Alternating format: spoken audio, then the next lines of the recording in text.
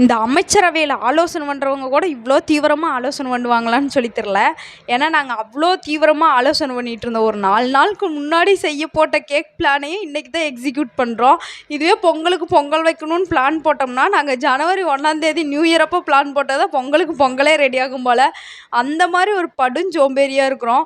எப்படியோ அந்த சோம்பேறித்தனத்தையெல்லாம் தள்ளி வச்சுட்டு சாயந்தரம் ஆயிடுச்சு. போய் கூட எடுத்துகிட்டு போய் புட்டிங்க்கு தேவையான பொருள் எல்லாமே வாங்கிட்டு வந்துட்டோம். வாங்கிட்டு வந்ததுக்கு அப்புறமேட்டு தான் இதுக்கெல்லாம் எக்ஸ்பிரி டேட் பார்த்தோமா என்ன அப்படின்னு சொல்லிட்டு பார்த்தோம்.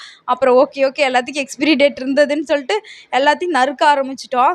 நறுக்கிற வேகத்தில் இடையில வேற ஒருத்த தோல் மேலேயே தொத்திட்டு இருப்பான். ஏன்னா எனக்கு இந்த சளி மட்டும் எங்கேருந்து பிடிச்சதுன்னே தெரில. திடீர்னு தோ வந்துட்டேன் அப்படிங்கிற மாதிரி வந்துருச்சு. இந்த மொட்டையை உடச்சி ஊற்றுறப்ப வேற பெரிய சொஃப்னு நினைப்பு. நம்ம அந்தளவுக்கெல்லாம் இல்லை, ஏதோ நம்மளே சமைக்க தெரியாமல் சமைச்சிட்ருக்கிற கேஸு. இதில் வேறு முட்டையை வேறு கத்தியை வச்சு உடச்சி ஊற்றி ஓடும் சேர்ந்து உள்ளே விழுந்துருச்சு. ஒரே ஃபன்னு. நானே கேரமல் தீஞ்சிருமோன்னு பார்த்துட்ருக்குறேன். இவன் ஒருத்தன் பின்னாடி வந்து இந்த குண்டா கரெக்டாக இருக்குமான்னு பாரு மிதுனக்கா அப்படின்னா.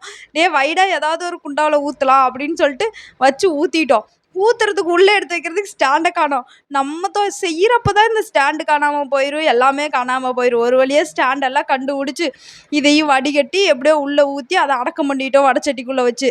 அதை அடக்கம் பண்ணிட்டு ஒரு 45 நிமிஷத்துக்கு அது எங்கள் கையில் படாத பாடு பட்டுருச்சு.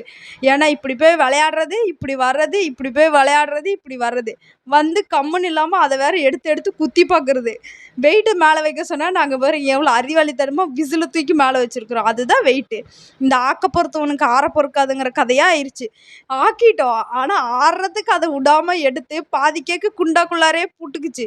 சரின்னு சொல்லிட்டு அதெல்லாம் எப்படியாவது எடுத்து பேச்சப் பண்ணி ஒரு புட்டிங் கேக்கை கொண்டு வந்துட்டோம். ஆனால் எங்களுக்கே அவ்வளோ ஒரு ஆச்சரியமாக இருந்தது. நம்ம செஞ்ச கேக்கா இவ்வளோ டேஸ்ட்டாக இருந்ததுன்னு. 10 பத்மபூஷன் விருது கொடுத்துருந்தா கூட இவ்வளோ சந்தோஷப்பட்டிருக்க மாட்டோம். இதுக்கு அவ்வளோ ஒரு ஹாப்பினஸ்.